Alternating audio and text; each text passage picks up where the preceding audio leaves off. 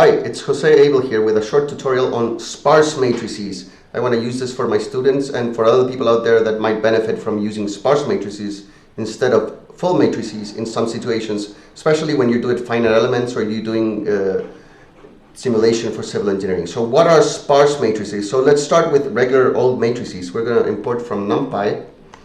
We're going to start with identity matrix, import I. And let's go for a matrix A. I'm going to set the dimension to 5, and I'm going to go for IN and print A. So that's your identity matrix, 5 by 5 identity matrix. Now let's do something a little bit more interesting. I don't know if you guys know that I has this K parameter.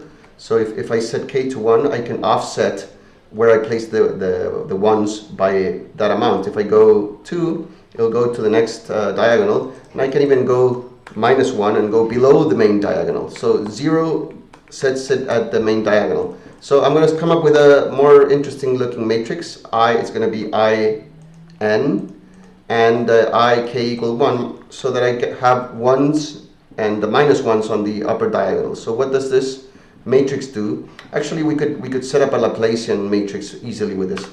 Anyway, let's have B to be the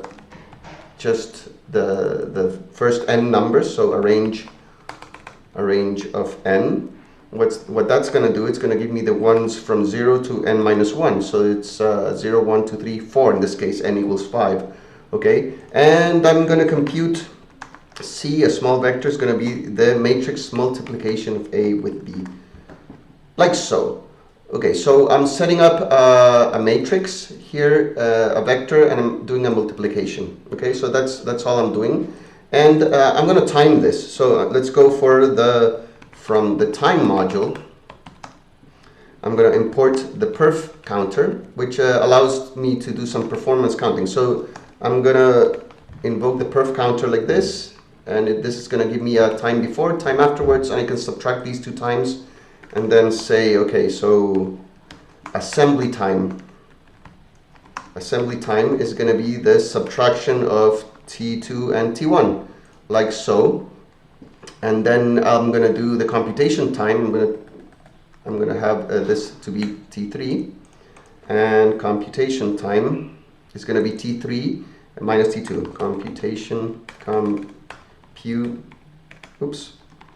Computation time is 3 minus 2, and I'm going to silence out these prints that I have right there. And with this, I'm gonna, so these are very fast computational times.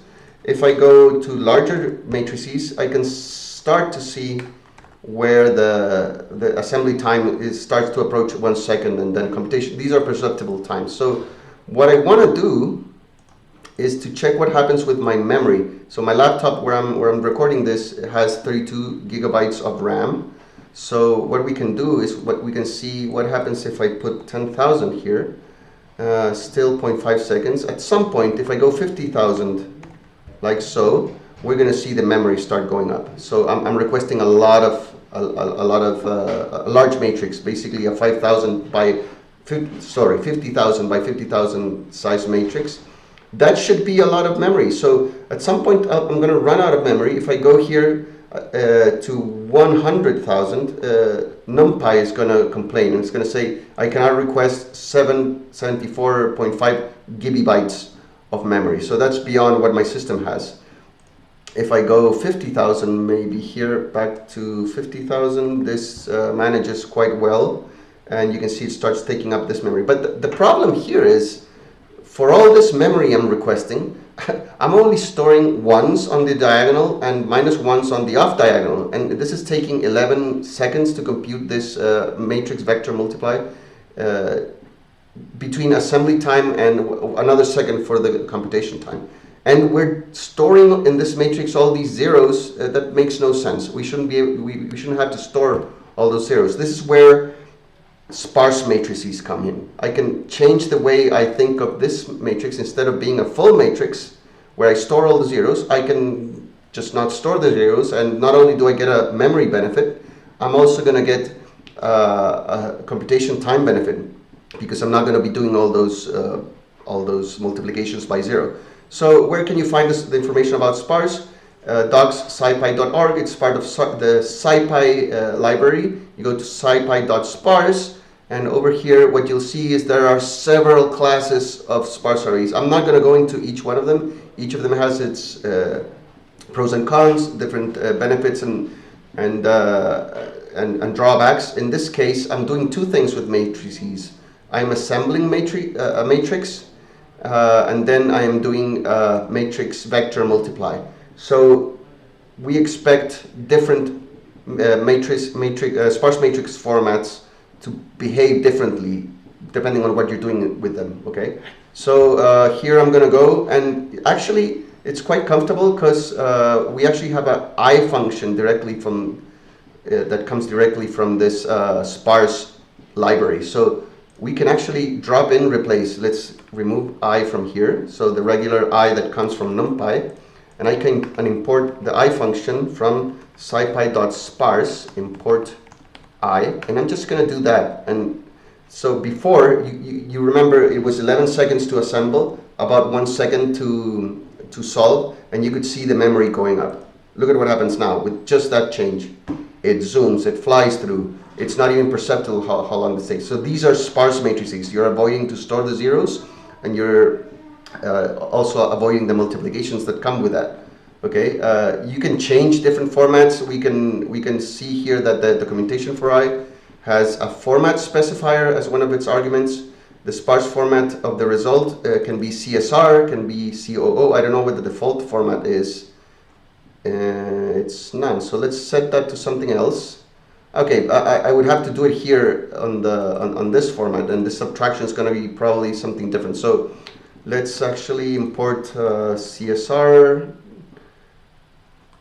matrix. Let's do CSC matrix. Let's try COO matrix, and we can try little matrix, and let's go for diag matrix. Yeah, those are the ones. So we can import all these matrix types, and what I'm going to do is after the assembly, I'm going to recast these matrices into some of these other formats. So let's start with CSR. Let's just convert it to CSR like this, and we'll take a look at the computation time. It's ridiculously fast, so 0.007. So let's make this something larger so that it takes a little more time. Let's go 200,000. Is that going to be perceptible? Not even that. Let's just add another 0 there. Okay, that should be good for benchmarking. Okay, let's go 50. Yeah, that's around half a second. Okay, so what if we change the matrix type? We change the matrix type to CSC. This takes a bit longer in assembly time, so it's 0.58 and 0.058 in computation. Let's go back to CSR. Computation, I'm interested. So there's not perceptible change in computation time. Assembly time is going to be, yeah, because you're doing the conversion.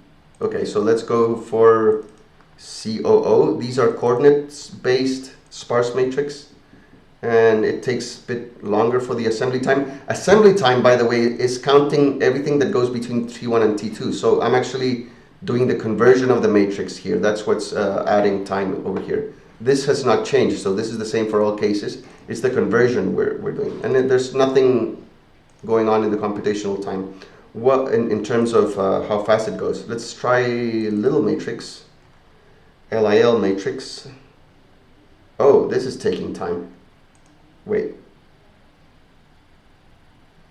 So assembly time, yeah, was heavily impacted, and computation time. So little matrix is actually used to build the matrix. Actually, instead of doing this, I was going to assemble the matrix by myself without using primitive functions like this. LIL matrix would be a little bit better. Let's go for dia matrix, and we'll stop there. Yeah, the diagonal matrix, the conversion took a little bit, and then I think the computation time took a little bit of a hit there. So 0.64, let's run it again to get a little sample. 0.66, it's rather stable at point. Okay, it might not be perceptible, so let's go here, CSR, back to CSR. This should be fast.